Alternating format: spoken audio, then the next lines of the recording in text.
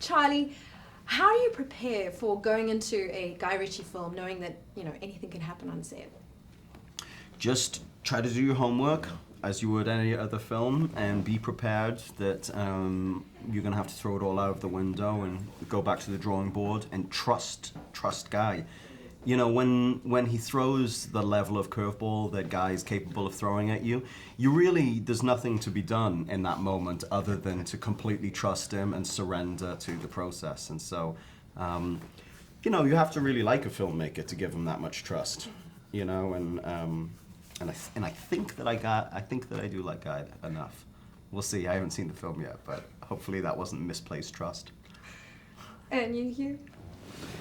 Yeah, it was the same answer, really. Just be ready for landmines. You play a completely different character to what we've seen you before. I mean, was that something easy for you to get into? I imagine the costumes helped? The costume? Yes, costumes always help. Yeah, but I do, I know some of these private investigators who work for big tabloid papers. I had some lunches with them and things rubbed off, even if it was a jacket or a pair of glasses or a little bit of a tone of voice. Yeah. And a specific accent as well. Yeah, when I say tone of voice, I think that's what I mean. Yeah. And learning the lines for a Guy Ritchie film, I mean, how do you prepare for that, knowing that you can't just say them anyway, I guess? I mean, there's very colourful lines of dialogue. Well, spending a lot of time with Guy helps a lot with that. Guy, sort of speaks the way he writes often. And so, it can be quite infectious and you get sort of that rhythm playing with him a lot. You don't want to get too, like we said earlier, you don't want to get too married to the lines because he'll often do some pretty dramatic rewriting on the day.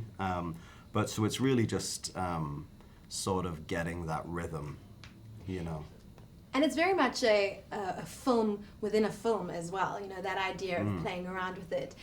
How much did you enjoy going through that, being that person who presents a script, and his idea is there on paper?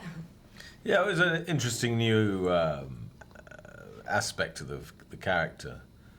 He wasn't just this private investigator, but he also loved something.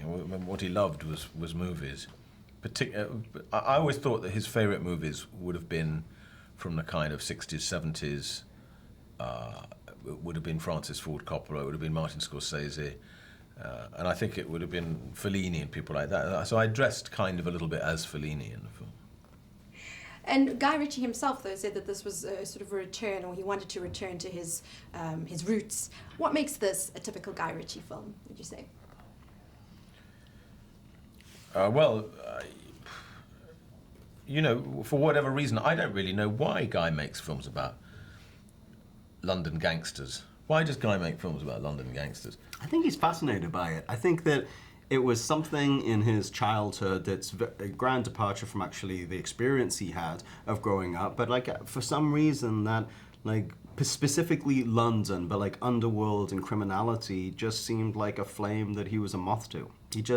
He loves it. He likes talking about these things, and he really is a gentleman. He doesn't live that sort of lifestyle or associate with those type of people. It doesn't seem like in his real life, but in terms of just something that captures his imagination and is a world that he wants to keep exploring in his movies, it seems to not have waned at all.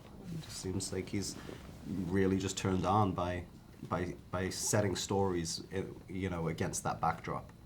Well, it's a lot of fun, so thank you so much. Really enjoyed that. Sweet Mary Jane is my bicycle. 400 million is a fair to generous asking price. マリファナ王の引退を合図に群がり始める一流のワルたち。